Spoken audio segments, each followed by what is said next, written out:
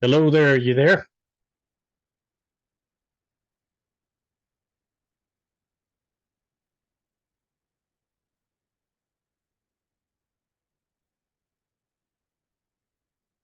Can you hear me?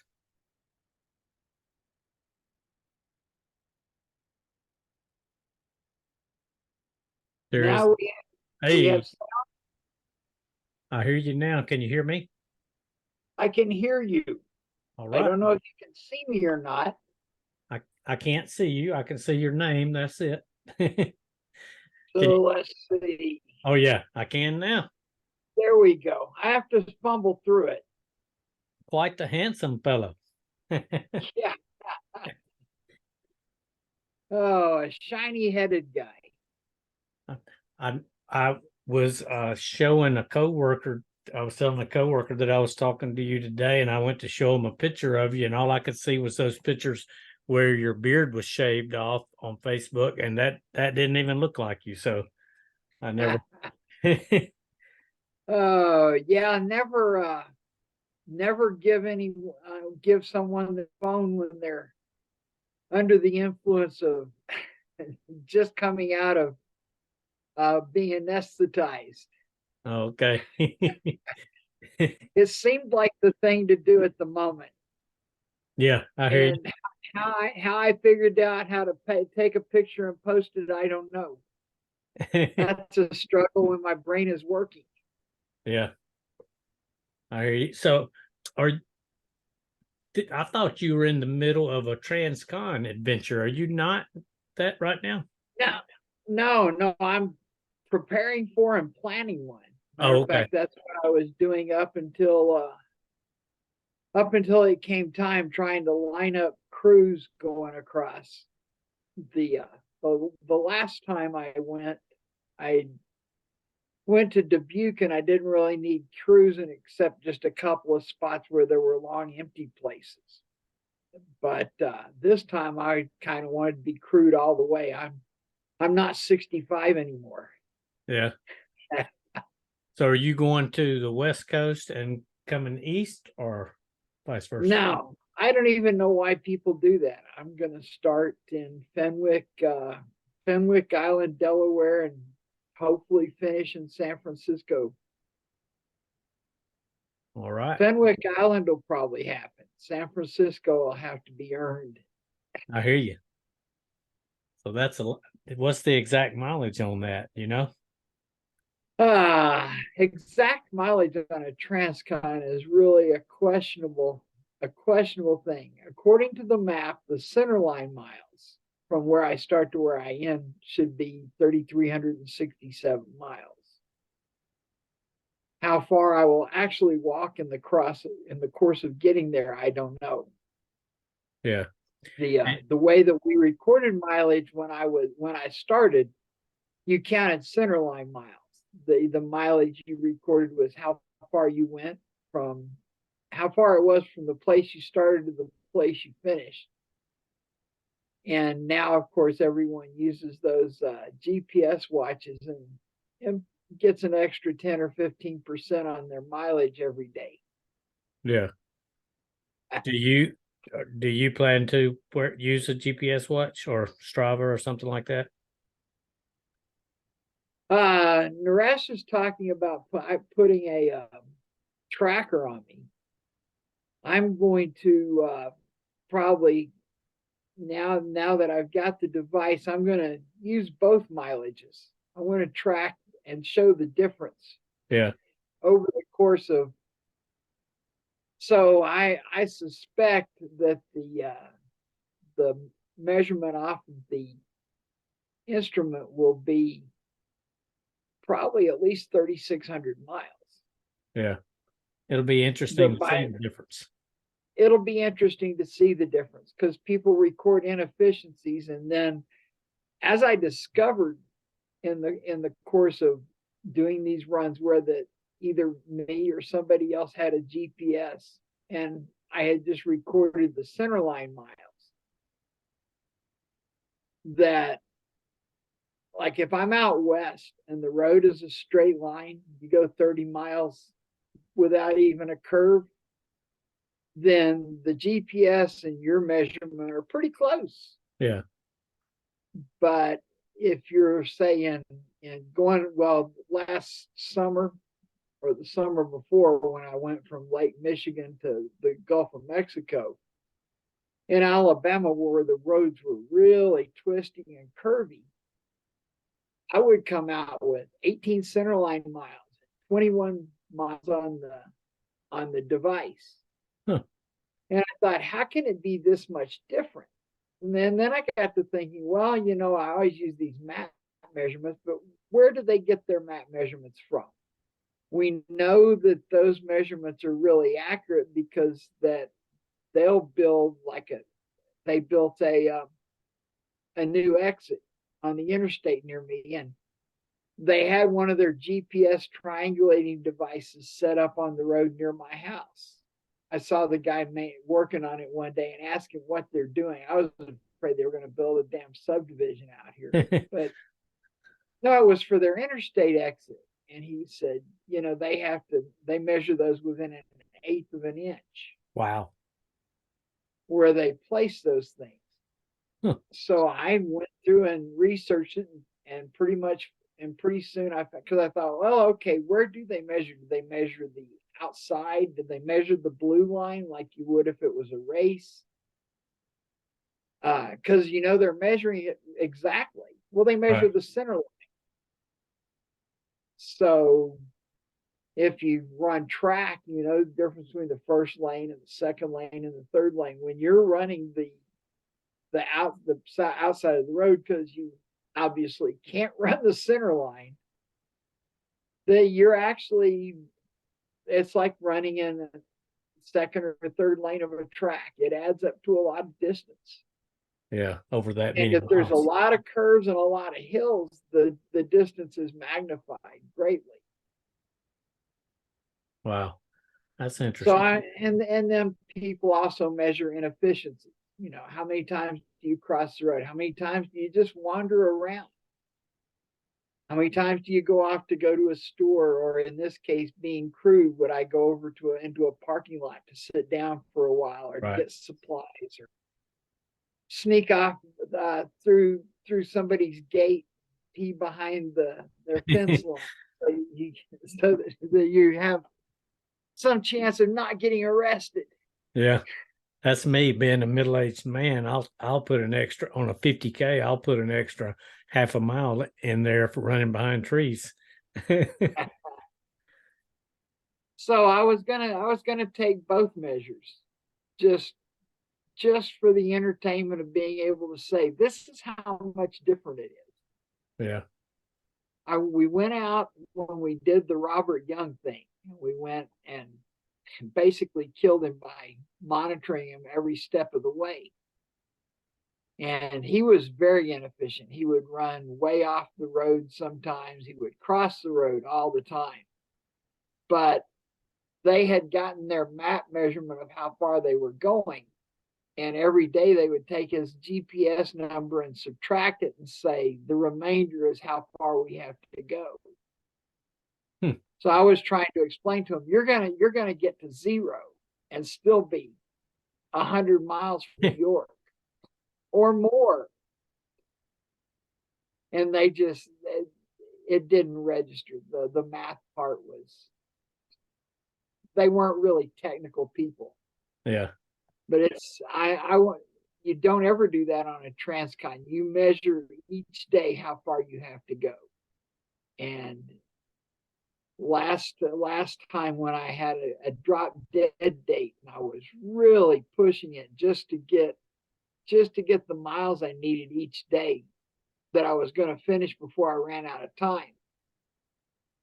And then I would remeasure it with the computer maps, and it would have slipped a mile, sometimes two.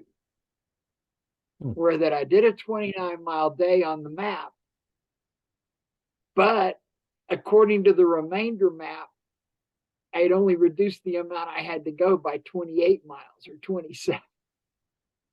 It was very frustrating.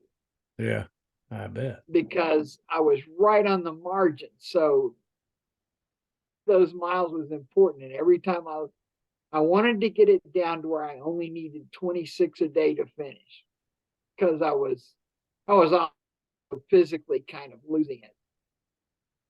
And so every time I put a mile added to it, it just Yeah. I finally got close enough that people could drive to the beach, and I'd say, drive to the beach and get your odometer reading. I want to see a measurement that's not going to change. Yeah. I'll be fine to go all day without a crew. Just leave me something to drink. If you're going to pick me up at the end of the day, I'll be good. But God, I need to know how far it is. I hear that. What it came down to, they'd done some massive road construction in the coastal range in Oregon. And they had taken out a lot of winding and curving around and cut straight through the mountains in places where that it had been longer. And I know I got near the end and it jumped from like 35 to 26 all at once, and a whole bunch of my mystery miles were in that. It's, oh, thank God, because the map didn't have the new road. Yeah. The map was still measuring me to go by the old road. So once I got past this big piece that had been cut off and all of a sudden jumped up, I only ended up having to do like 17 miles the last day. That was finally a good surprise after a month Yeah. of bad surprises. It's usually the opposite of that, huh? You got more than you expect. Yeah. Yeah. Rule of thumb: if you're going to do a Transcon, you always have further to go than you think. Yeah. I definitely have that in the back of my head, that that's something that I would be interested in doing. I live in Georgia, and I was thinking about doing a Trans Georgia before I do a Transcon, though. That would be a good idea. Or sign up for the Vol State, and Yeah. we take care of some of the logistics that go with doing a journey run, and you can just focus on the run part. Yeah. Yeah. Well, there are a couple of your races that I'm just not equipped to do. Like I'm a backyard guy. I'm just not fast enough to do that in an hour and have any time to rest. And Barkleys, I'm just not a trail guy. I mean, I love trail races, but I'm not a tough enough trail runner to do that. But that one, Ball State and Heart of the South, and the new one, what's it called? Something about the devil or something like that. The third circle of hell. Yeah, the Circle of Hell, and then the Race for the Ages kind of intrigues me because I got started running late in life. I'm 58, and I ran my first marathon when I was in 2018. So didn't do ultras until 2020, and so I believe I could do some good at Race for the Ages. Oh yeah, Race for the Ages is fun. Yeah, we have a lot of old guys out there. People, I think it's usually 35 or 40 between 70 and 90, whatever the oldest one is. Yeah. My buddy Bob Becker did real well there, right? Yeah, I think he won it one year. Yeah. And at like 74. It turns out to really level the playing field a lot. We've had guys under 50 win. But we've had guys in their 70s win. And it usually comes down exciting at the end because you have the young, fast guys. They're cutting down that lead. But the old guys still have some spirit in them, and they don't make it easy. Yeah. Yeah, and that's a great segue into kind of what I wanted to talk to you about. And by the way, congratulations on making the Ultra Running Hall of Fame. What was that? Was that announced just yesterday or day before? Yeah, that was yesterday. That was I'm still trying to absorb that.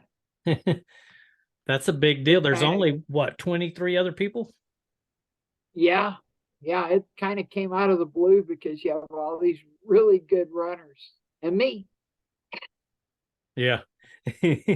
Well, and I read that article. I think Davy Crockett put out a nice article on Facebook that I read about it. And I had no idea that you were also a coach too. So Yeah, are you an active coach now, or are you a I former coach?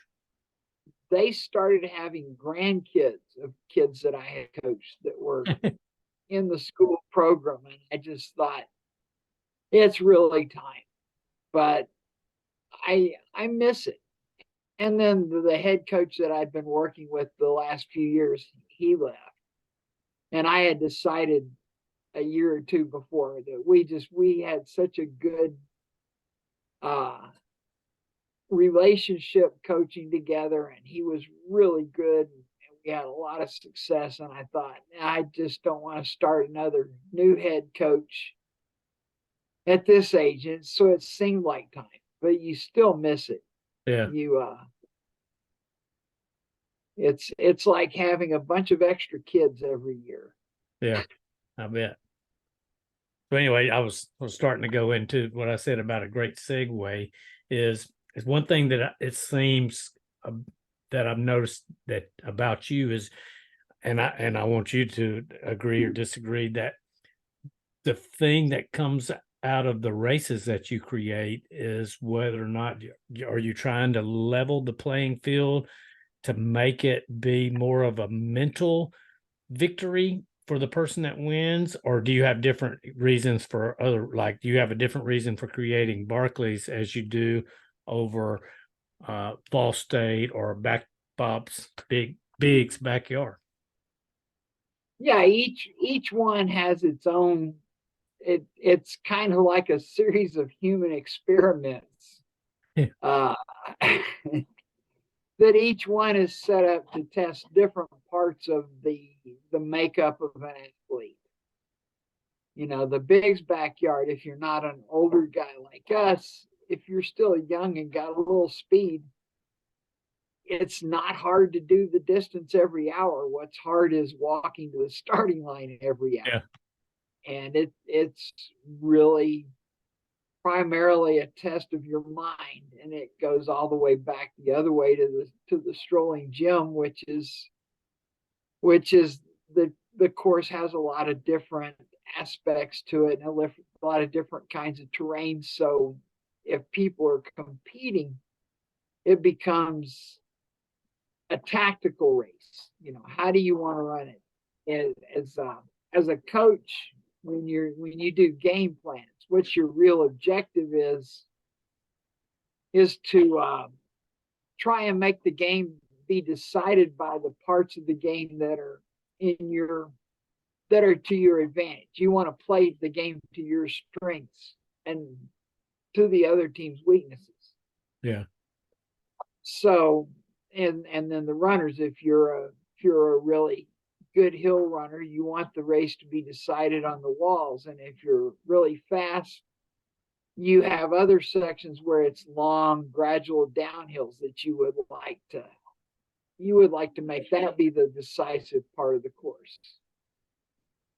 And then the Vol State is a little different because it's really just a matter of, are you willing to take the punishment? Can you endure and stick it out? Can you deal with being, you know, when you run 100 miles, you're still 214 miles from the finish. And every time you run 100 miles, there's discomfort involved. Oh yeah. And most everybody, especially the first time they do something like that, there's going to be periods of great discouragement where that you try to keep your mind from thinking about how much is left. But whenever that thought slips in there, it's pretty depressing because it just doesn't seem possible you can hurt this bad and still go that far. Yeah. Then, of course, the three journey run races, the Hots is like a step up. The Vol State has gotten where it's been going on so long over the same course, that people along the course know what's going on, and they set up little aid stations and in their yard, and really help the runners out. I look at it and think, as slow as I am, I think I could take a shot at doing it now, because I would just have to walk until, when I needed to sleep, walk to the next, they call them angel stations, that's got a cot, and lay down and sleep. And when I needed something to eat or drink, there would pretty much always be somewhere I was going to come to that had something. The HOTS is a step up, because nobody along the course knows what's going on. Now they figure it out. They see the first guy go by and think, that's a really fast homeless person. And then they see 2 or 3 more, then they'll finally ask somebody, they say, what the hell's going on? Or they drive down the road and see that these people are strung along the road for 40 miles or 50 miles. Yeah. Then they find out what's going on. And it's just the nature of people. They'll put out a cooler in their front yard and put some cold drinks in it and stuff. So the people at the back of the pack get a little more help. Yeah. But you know, not knowing the course, not knowing where you're going to start. Every year we drive to the start, and somebody is within 10 miles of home. Yeah. Yeah. I talked to Bob. Gone, I'm sorry. we've gone where a guy will, I know the year was that we started in South Carolina at the Giant Peach, and we stopped that night and had our meal, pre-race meal. And the guy called his wife, because they were like 10 miles away. His family came and ate with him after he'd spent the whole day before going to the finish. All the way to Georgia. Yeah, I spoke with Bob Hearn back after HOTS, and I think he told this story, or I may have seen it on the Facebook group page, where there was someone that was sleeping on like under the porch of a church along the way, and somebody placed a $20 bill in their shoe or something because they felt sorry for them. Yeah, homeless runners. It gives you a whole different appreciation. It's, yeah, to me, it's liberating, because you are released from all the complexities of everyday life. You don't have a home, you don't have a job, you don't have a family. You just have to survive, because you also don't have a guaranteed source of water or food or place to sleep. Yeah. And that's my kind of vacation. That's the ultra runners kind of vacation, though. We love things like that, I think. There's some times along the way, I think, that everybody doesn't love it. Right. We love it before we do it, but we don't love it while we're in it. And then when it's over with, it's damn fulfilling for most. When you get to the end, you know, when they come around that corner and see the rock, especially the first time you've done something like that, it's just, for so much of the previous week or 10 days, you have not ever thought this moment was going to come. And all you want, you know, all they want for all those miles is to be over, and they'll get into the last 2 or 3 miles, and then they're sad. Yeah. It's like, I don't understand. All I've wanted is to be done with this, and now it's almost over, and I'm sad. Yeah. Well, I want to tell you, I could talk for hours about your races and all the races, but I promised in the message that I would keep it brief, and so I do want to talk about bigs for sure, because I'm doing this episode, and it's probably going to take me 2 episodes. I talked to Mike Milton last night, and he talked for over an hour telling stories. And I'm still going to talk to Harvey and John and some smaller race directors and winners of those races. But it's just intriguing to me how it's not been that long ago. What has it been? Was it 20? There's some debate. Was it 2011 or 2012 that you had the first backyard race? I think it was 2011. We had one year, I think 2010 was the year we just had a regular timed multiple loop race around the farm. Just a minute, let me turn this water off. I've got all kinds of background noise. Okay.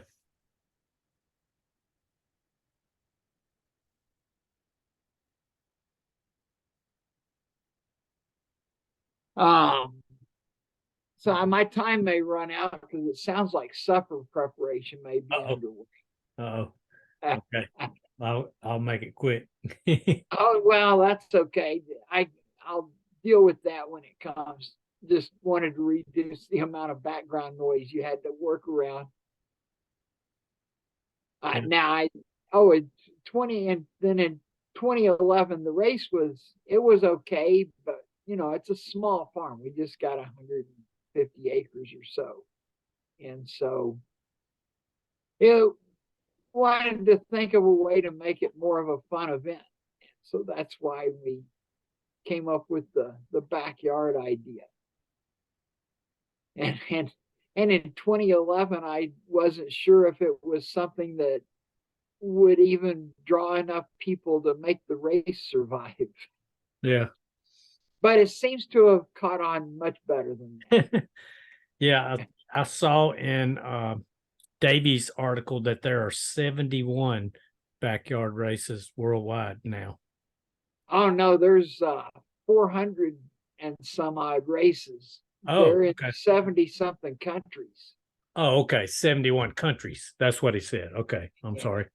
Wow. Well, that's even more overwhelming. Now, does that stat make you proud?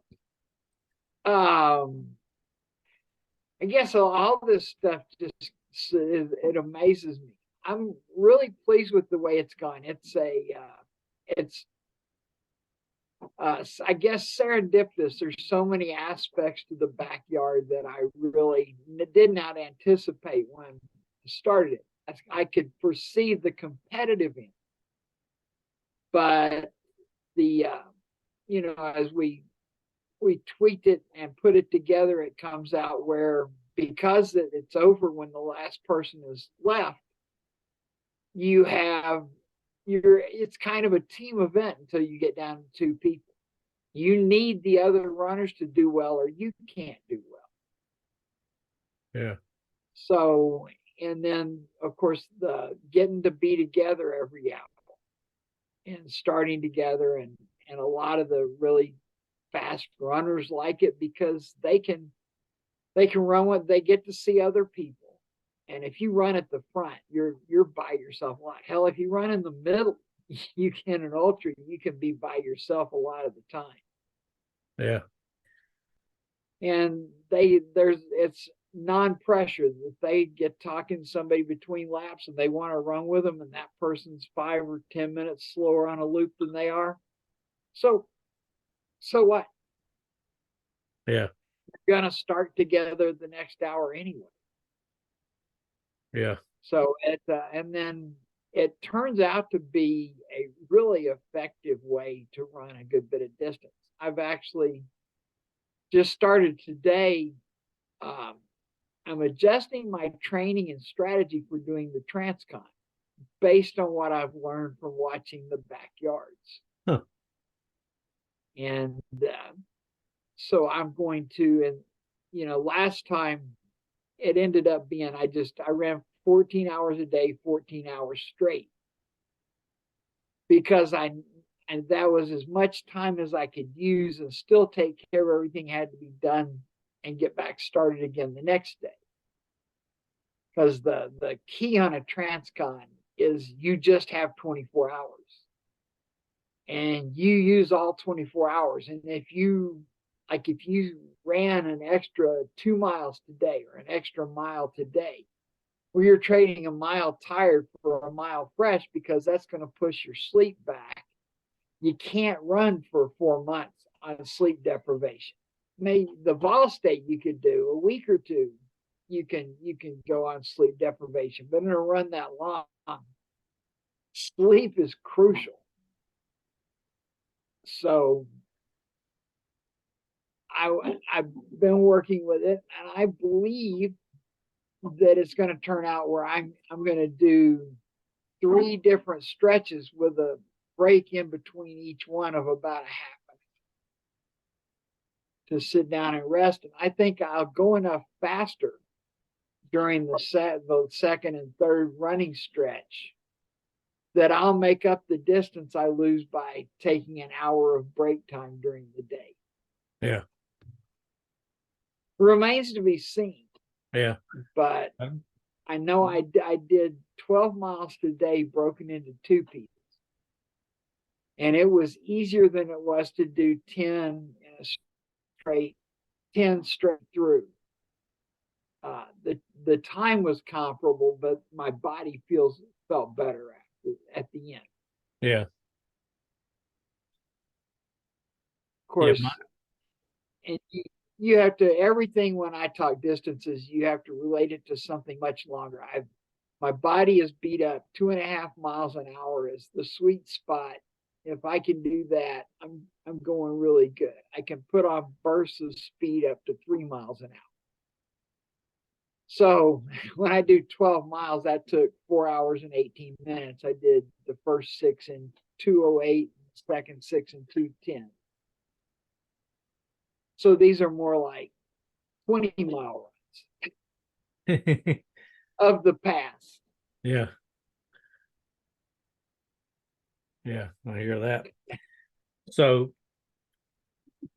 a couple of years ago, when Maggie and Courtney won the backyard races, it seemed like you talked about at the end about how the male female thing is pretty much a level playing field in a backyard setting. Do you still believe that? I with all the races we have, and we collect the results from them, and we have the results of thousands of, well, tens of thousands of runners. And yeah, on the competitive end, the women can compete equally with men. There's variations because the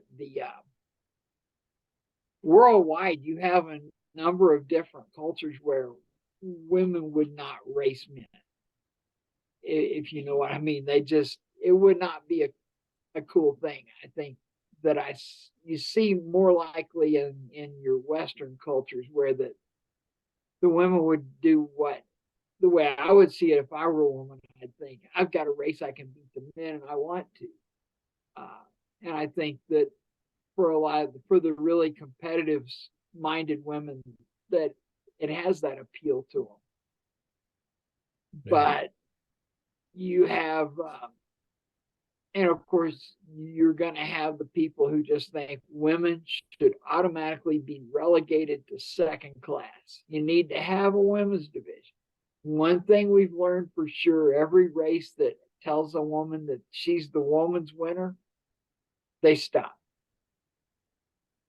Because when you already are having a hard time getting to the starting line, it's poison to tell you, oh, you've already won. Yeah. Right. It's really similar to the Barkley. You know, people think the Barkley, the fun run, is out there so that there's an achievement for people to strive for that's not the 100 mile. If there was not a fun run, there would be more 100-mile finishers. The fun run actually is there to make it more difficult to finish the 100. Because at 3 laps, it hurts so bad. And that lap 4 and 5 are going to be so bad. That being told you have finished something, that you have an accomplishment, it feeds that part of your brain that's already trying to get you to stop. Yeah. Yeah. So, but the top distance run by a woman right now is 74 yards. But that was a 57-year-old woman that ran that. That was Jennifer. So, you know, right? Jennifer Russo. Yes, Yeah. she's my hero. Yeah. She wanted to make it to the world championship, and in the backyard it's got a structure for qualifying. She knew what she needed to do, and by God, she got out and got it done. Yeah. Yeah. She's my hero. I'm 58. So she inspired me. That's for sure. Well, it's a combination. It inspires you, but then again, at 58, I don't think my body was that close to what it used to be to Yeah. be able to muster that. Right. She's got some piece of uh, toughness in her that I'm not sure I'm as tough as that. Right. Yeah. Me either. Yeah. Well, this year in particular, in mentioning that, man, it was amazing to see how many people were still going after 48 hours, right? When we started the backyard, in my mind, just projecting how you think things will work, as I thought, well, to do a 24-hour 100 and do exactly the same distance every hour, that would have to be the hardest possible way to do it. I couldn't have been more wrong.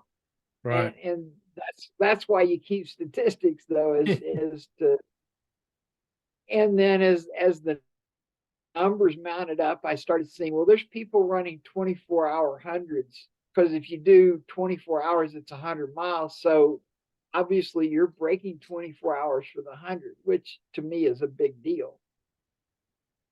And people were doing it in these races that never broke 24 hours in an open race. Huh. It forced you not to go out too fast. It forces you to have some recovery time as you go along.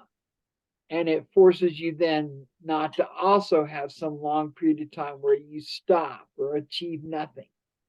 Yeah.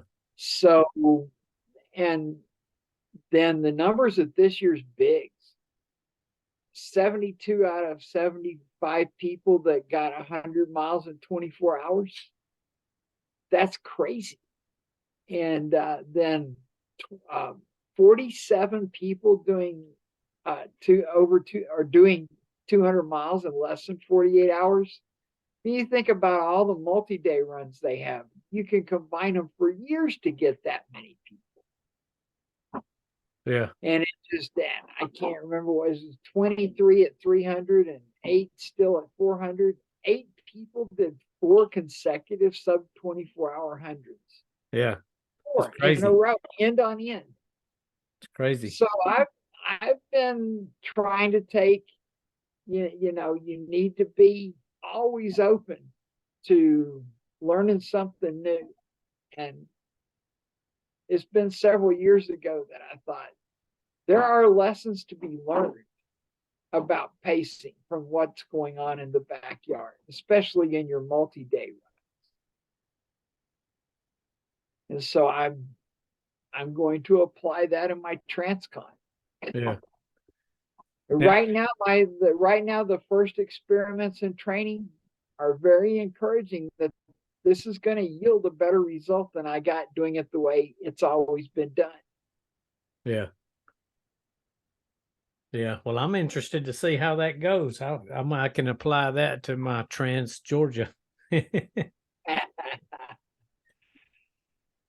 The trick will be, what I'm looking at right now is either 3 hours and a 30-minute break, 3 hour, 30-minute break, and 3 hours. Or I'm leaning towards 3.5 and a 30-minute break, 3.5, 30 minutes and a 3.5, because that'll give me 10.5 hours during the day. Yeah. Which is somewhat less than last time. Because I found out at 14 hours a day, I cannot eat enough to supply the fuel I need. I ended up losing 40 pounds. Wow. And I think that had an adverse effect. You can't go on a caloric deficit. I mean, you really don't need any additional fuel to run 100 miles or even 200. There's plenty of fuel in your body, but over 4 months, you need at some point to be taking in more than you're using. Yeah. When I got to the end with 40 pounds of weight missing, I was starting to consume my muscle tissue to keep going.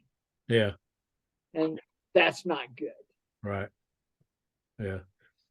So you mentioned pacing a few minutes ago, not in this aspect, but what would be your opinion or what you've seen? Like Mike told me a story last night about a year when Johann Steen, and I forget the other guy's name, but Johann was finishing about 12 minutes or so left to go, 10 or 12 minutes. And the other guy was finishing with like a minute and a half to go, but he had a crew.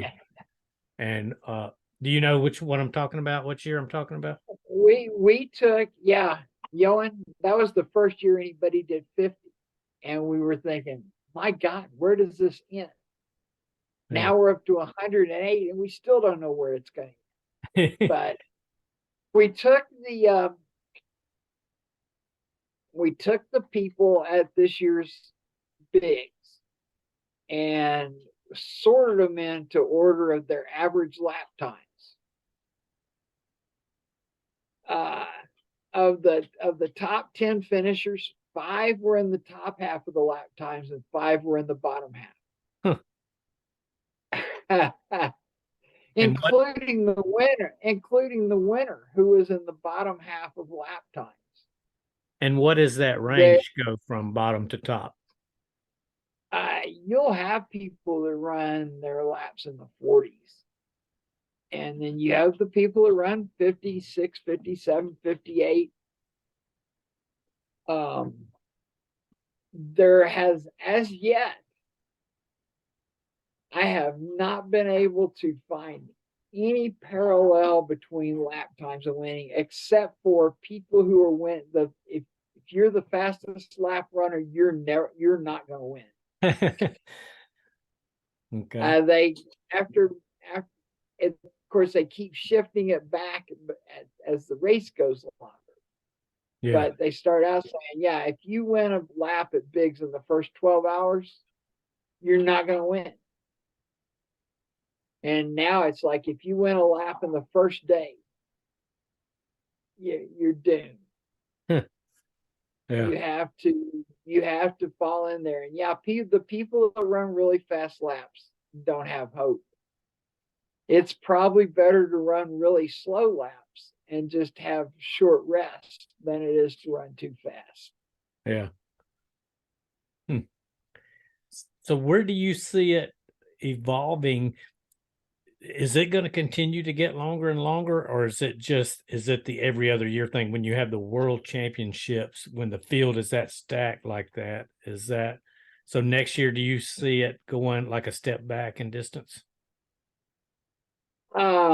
No, because we have the satellite team championships, and there's been the record was broken in 2020 at the team championships, and then 2021 at the individual championships, and 2022 it was broken again in the team championships, and 2023 it was broken again in the individual. But you have a lot more runners participating, even though that there is only a 15 runner race in each different country. Yeah.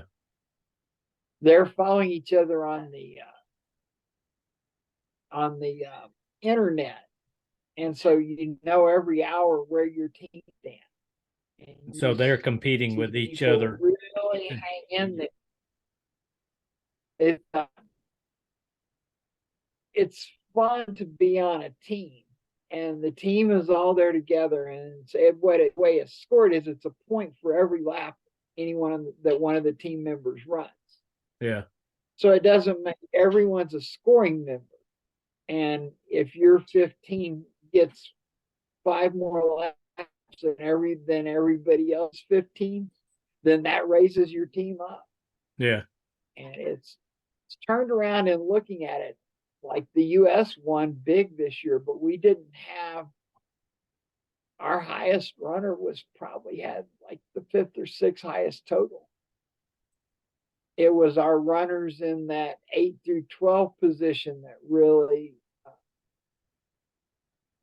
exceeded their expectations Yeah. and got the extra distance that got the extra laps. Yeah. And people hang on when they know they're doomed, but they'll get one more lap and one more lap and one more lap because, say, if it's your number 6 guy and nobody else has more than 5, every lap he runs, there's nobody can match it. So it's moving you up in the standing. Yeah. So what do you see, like, if it continues to get longer, is there going to be a point where you say, well, I've had enough? Or are you just going to, are you going to let it keep dragging out for 2 weeks, 10 days? You know, I where's the mean, line? can someone really run 10 24-hour hundreds in a row? Yeah, that's crazy. And that brings up, I don't know, I think it was Bob Hearn that may have kind of written a little post about, when does it become not healthy to the human body for that sleep deprivation? In the places where it's become really popular, suddenly that became a burning question. Um, I think it's going to be pretty hard to hurt yourself because the cure for sleep deprivation is to sleep. Um, I know I've done a lot of things over the years with where I have starting when I was a kid, I would sit up and go in the bathroom and turn on the light and read a book all night. And this is when I was, 11 or 12 years old. Doing stuff where I was up 2 days or for overnight, all nighters, not a big deal. The second night's pretty hard. And I guess in around 1980, well, in 74, I stayed up for 86 hours. Wow. Just to see what would happen. So whatever long-term damage there is, I haven't been able to see it. Yeah. I mean, I think it's just, there must be something wrong with it. Do you see a lot of those people grabbing like a 2-minute nap during those when it gets into 3 and 4 days? You really learn how to manage. You need to learn how to manage your break time. And one of the things you need to learn how to do is how to sleep like that. If you're only going to get 4 or 5 minutes at a time, you just lay down and boom, you're gone. I think based on my own experience that I think how you're when you normally sleep, you go through what do they call them, the different parts of your sleep. Right. And I think that your body adjusts to get what it needs. Yeah. That after a while and after you've experienced it a few times, that you can close your eyes, you go to sleep instantly, and you go right straight to those deeper sleep patterns. Yeah. Because looking at the way people improve, Harvey Lewis, who won at 108 this year and looked like he could go forever. And I remember when he lost to Courtney in the U.S. Championship in 2020. And at 67 hours, he was incoherent. Yeah. He must have figured something out, right? And yeah, you figure it out and you get better at it. I think that your brain adjusts to get more value out of the sleep you get. Yeah. Yeah, I've had some talks with people like Mike McKnight, who's done many 200-mile races, and he just he says you can never underestimate the power of a 2-minute nap. The healing power of it. Uh, well, I made it through this year 108 hours, but I made some changes to my sleep strategy. The previous time when it went only to 86, and I was really on my last legs after 86 hours, and concerned that this year, when I knew it was probably going to go over 100, could I make it? But I made some adjustments in how I did my sleep. Yeah. And of course, not being a runner, I was able to take some longer naps. I slept about Yeah. 20 to 30 minutes. And usually, because I'm so used to going one day without sleep, I don't sleep the first night because I don't need it. But I felt like, yeah, I experimented at Littles with getting that 20 to 30-minute nap the first night. And then the second night, I got 2. The third night I didn't get any because it's an interesting thing, and you see a lot of runners that'll say this. It's like the third day that's when you start to think, "Hey, I've got this sleep thing licked. I'm never going to have to sleep again." And then on day 4, you realize wrong. So I had 2 more naps on day 4. Yeah. And then 1 on day 5.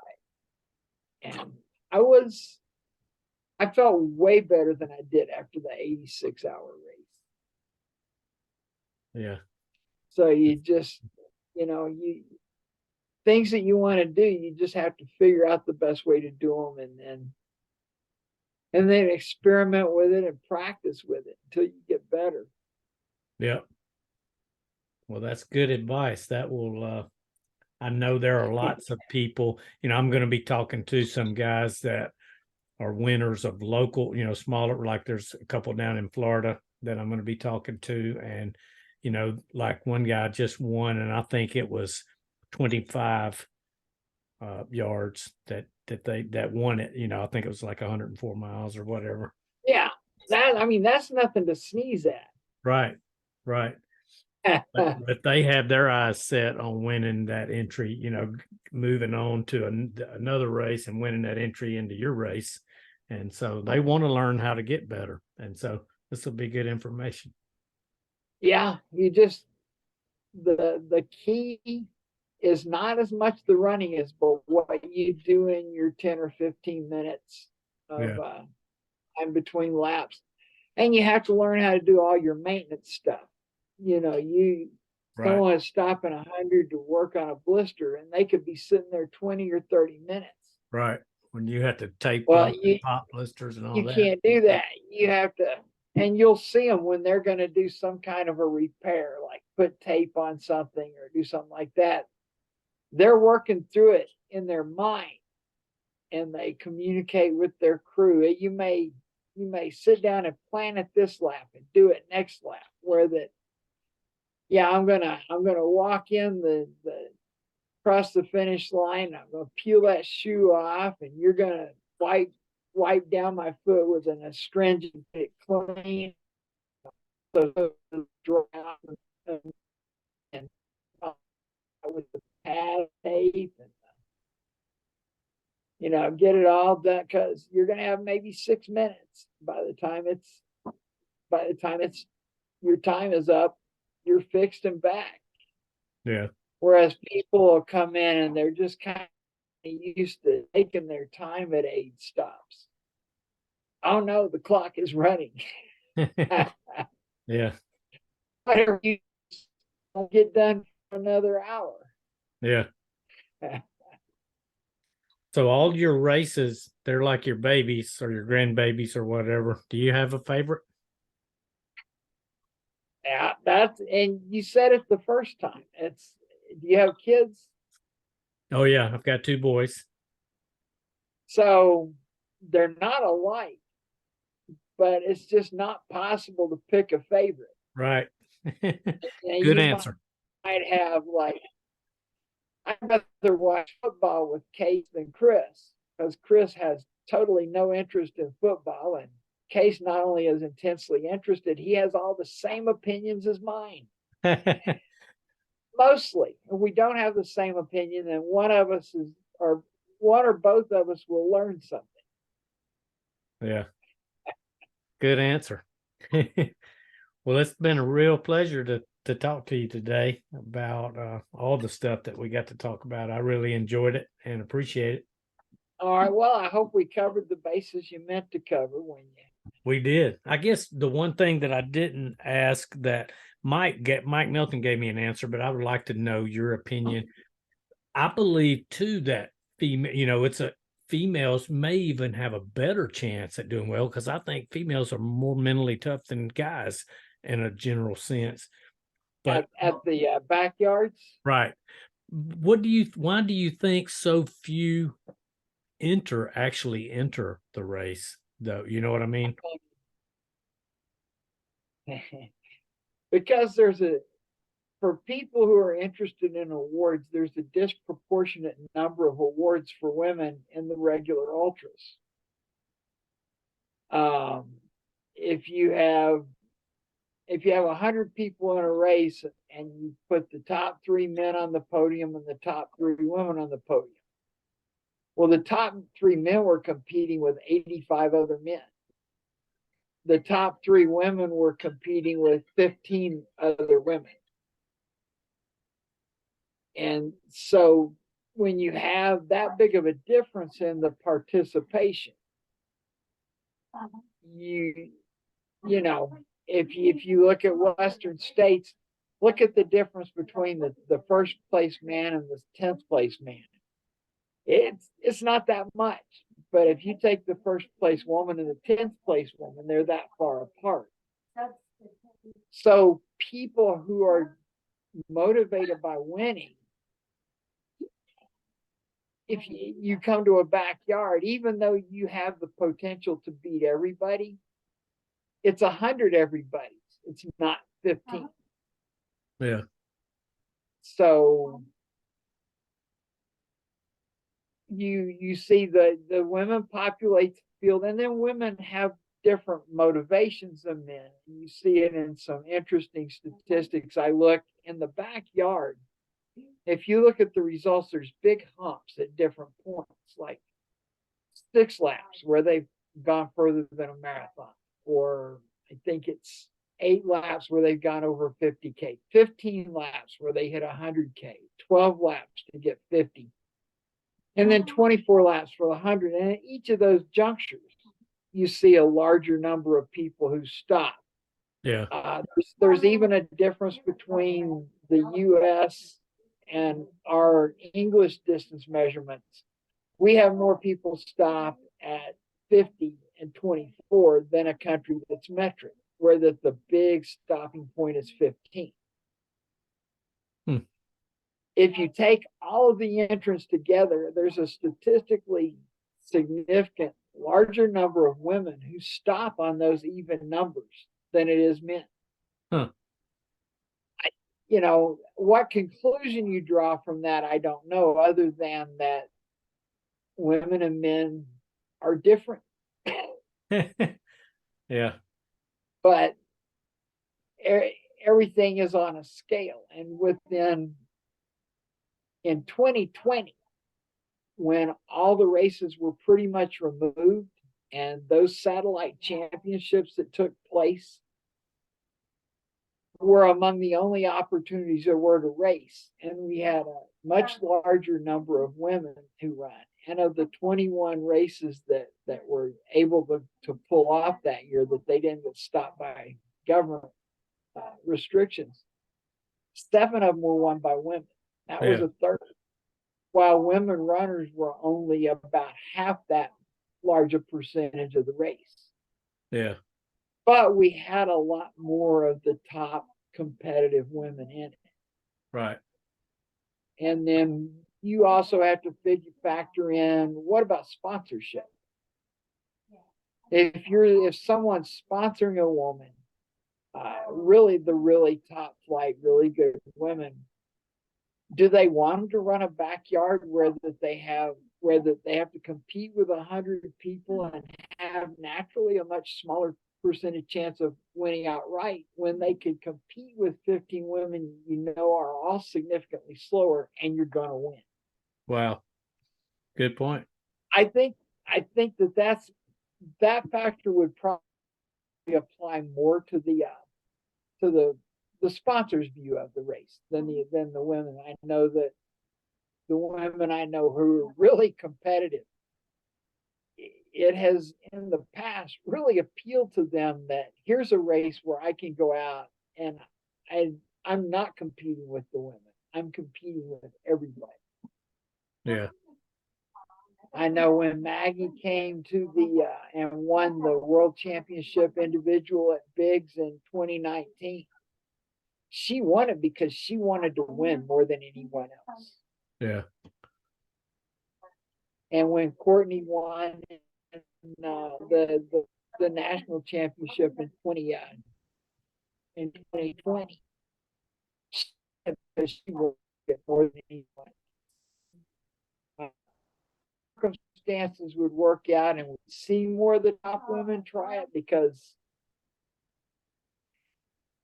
I love it when the women win. You just like to see that get fed. In the early days, when women would get close and then they just wouldn't quite do it, because it's so ingrained into us that women can't compete with the men, that it was a hurdle. Once the first woman did it, it's happened a lot more often since then. Yeah.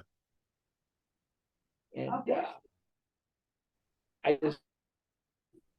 I love competition, and love seeing women prove that if you strip it down to just your competitive fire and your willingness to pay the price and win, that women match up to any man. Yeah. I agree. Cool. Well, I don't know if you see my crawl map back there, circumpolar racing. I saw that back there. I was really pretty yeah, that I did that. I got to drill extra holes in mine. Yeah, and I didn't have that Peloton when I did it, so mine was strictly foot miles. There was no cycling involved or anything, and so yeah, I was with a group that had the multi-sport, and they burned out the majority of the miles. My walking every day at 2.5 miles an hour, it's hard to amass a lot of. Yeah, it was. I tell you what, it was a great bonding experience with my team, though. We all still communicate with each other, and I really enjoyed it. We rejoined as a team this year for the GV Rat, because our little group that we stuck together with it through the whole crop. And we haven't even all met each other in person yet. Yeah. But then we did the GV Rat this year, and one of the ladies on our team had a stroke, and she was put completely out. So we stayed in communication with her all through the biggest part of this thing, doing the rehab and stuff, and getting up to where that she could walk a partial mile and then walking a mile. And she said, having every day being registered and looking and watching the total move up on the GV Rat, and us waiting and keeping her spot open and waiting on her to put her miles in, that it was a motivator. And as opposed to where when someone's got all that to deal with, you can't call them and write them emails and tie them up with stuff, but rather we communicated through the participation in that race. Yeah, that's cool. So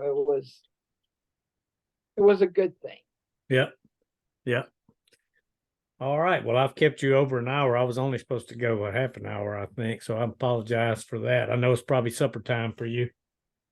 I'll get over there and find something. even just in training. Well, something's being fixed, and I will eat, because even in just even in just training, my appetite has gone way up. Yeah. It's the best part of running is being hungry. I hear you. Yeah, I'm Well, training. if I was just hungry, that wouldn't be a good part, but I get to do something about it. Yeah. Well, I'm training myself and I'm hungry too. I ran 8 miles earlier today. So I've got a 100 miler in a little over 5 weeks. So I'm doing the same one that Harvey and Kelly are doing, a long haul down in Florida. Well, study how you pace it because you can do better. You can do better than you think. Yeah. Yeah. I'm definitely going to be thinking about that for sure. Well, I appreciate your time, Gary. I hope you have a All wonderful right. evening and a happy holidays. You too. We'll Uh, talk to you later on. Okay, I'll send you a message and a link when this comes out. I'm talking to Harry and John next Tuesday, and then I'm probably gonna have to break it into 2 episodes. And so I'll send you a link so you can listen to it if you want to. All right. Sounds good. All I right, you think I'm take care. supposed to click on this leave, right? Yeah, click on end and you'll be good to go. All right. Okay, take care. Later on. Okay, bye-bye.